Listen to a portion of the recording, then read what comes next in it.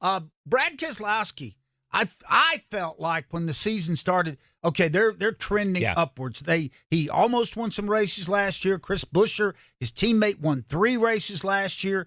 And this year, every time I look up, Brad Keselowski's running 23rd. What's going on? Yeah, but so this is what I don't know. And I had this conversation with somebody in the Ford camp yesterday. Okay. So I think they thought this car was going to be a step forward. And remember, they had that other body style, and you work and you work and you work and you work and you get it and you understand it. Even if it's bad, you understand it. You understand where it's at.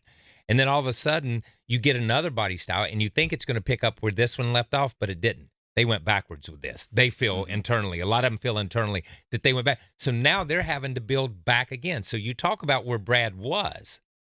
He's not. They're not in the same place. They've got a different car. They had to go to a different place and start again. And they've had some good runs. They've had some decent runs, at Phoenix and some of that stuff. But they've not the consistency that I thought they were going to. Alexis Kyle says it's a Ford thing, not an RFK thing, not a Brad thing. Yeah, I mean, certainly the tea leaves suggest that, considering Ford has not had a fantastic year. I mean, I don't think they've made it to victory lane yet. We're still waiting on a Ford to make it to victory lane. And so one Ford in the top 5 yesterday, Ryan Blaney. I think there's some work that Ford needs to do as a whole. And you also look at RFK as not their top tier race team. So maybe they're not getting the information as quickly as perhaps a Penske would be getting it.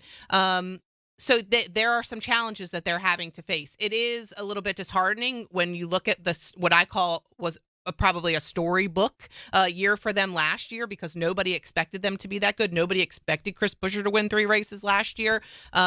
But then we come around to this year and we're like, okay, looking at what happened last year, we expect that. And now it's not happening. And so that's got some eyebrows raised. Kyle Busch right now, Brad Gillies 15th in points overall, 0 playoff points.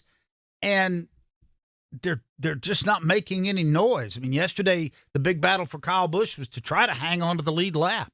Yeah, it's almost like they weren't ready when the season started, and that's really RCR as a whole. You look at Kyle Busch specifically, they spent the first 5 weeks just trying to filter out who their pit crew was going to be, with changes every single week before they settled it in with, hey, these are the folks we're going to go do battle with. Austin Dillon just got a new old crew chief once again this past week in Justin Alexander, and the week obviously didn't go that well for them, but, they're doing things, they're making changes. To their credit, they're not sitting on their hands, but also it just feels like they came into the season, I hate to use the word unprepared, but maybe they weren't ready for everything that was going to be thrown at them. And I think that's being shown right now by literally all of the things they're doing to make the changes to their organization. The Austin Dillon stats are just disheartening. He is 31st in points, no playoff points. They made a crew chief change before Martinsville. He wound up 34th there. Tough year right now so far for the folks from Welcome, North Carolina, if they would welcome some change there.